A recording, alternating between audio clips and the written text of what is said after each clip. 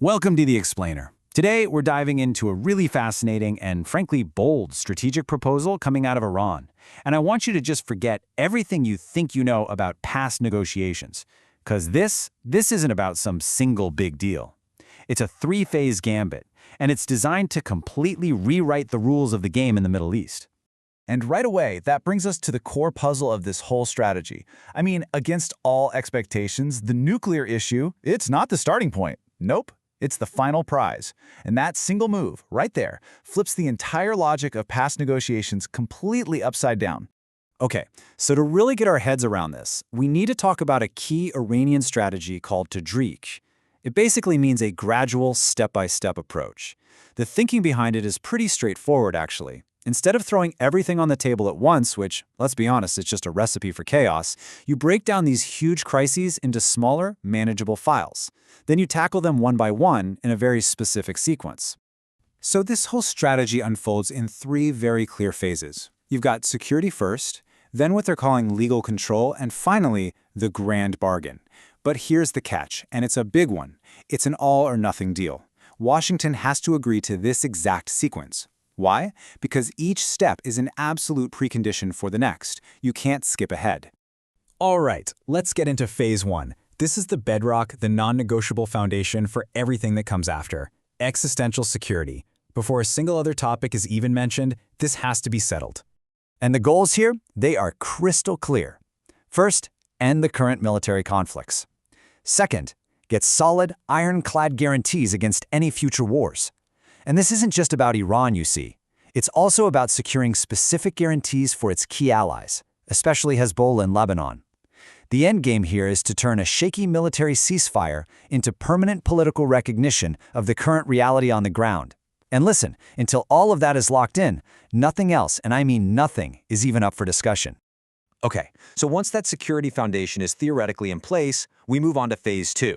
And this is where things get really interesting, because we see this radical and, kind of subtle shift in strategy around Iran's most powerful geopolitical asset, the Strait of Hormuz.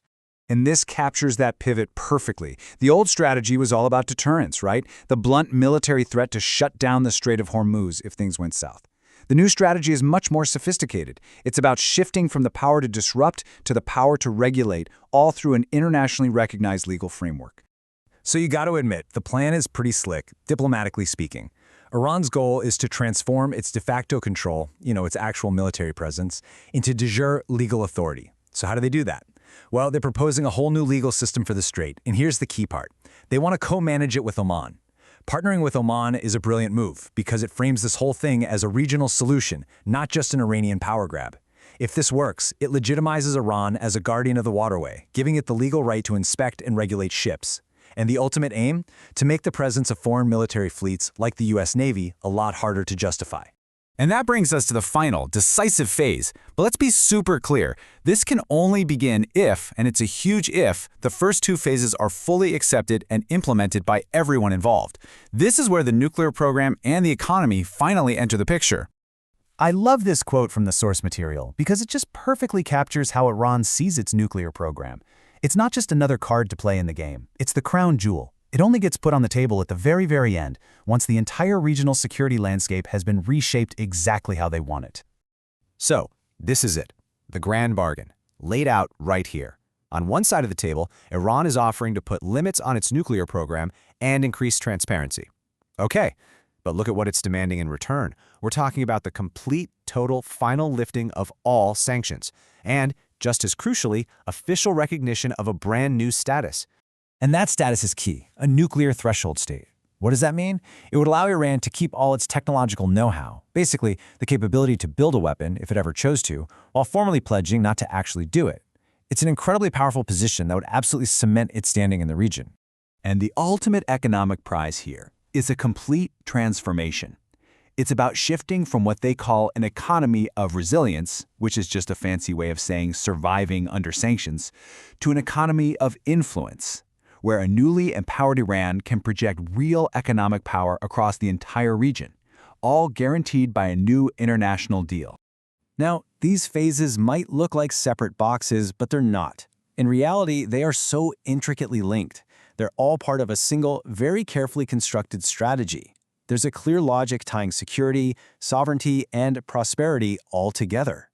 So let's circle back to the nuclear program. What's its role through all of this? Well, it's not just the final prize. It's the keystone that holds the entire structure up. You can think of it as the ultimate insurance policy.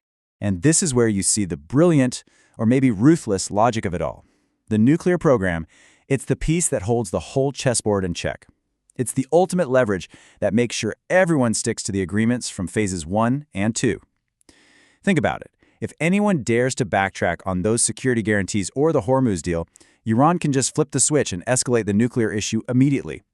It forces Western powers into a corner with a very stark choice. Either you play by these new rules, step by step, or you risk continued chaos in one of the most vital energy corridors on the planet. So let's bring it all together for our final calculation. What this entire proposal really does is try to reframe the entire relationship, moving it away from containment and toward partnership, but, and this is crucial, strictly on Iran's terms. So, in the end, this whole plan leaves us with a massive question, doesn't it? Is this a genuine roadmap to some kind of stability in the region? A real, predictable path away from constant conflict? Or is it a brilliant but incredibly high-stakes maneuver designed to force the world to just formally recognize and legitimize Iran's power? The answer to that question, whatever it turns out to be, is absolutely going to shape the future of the Middle East.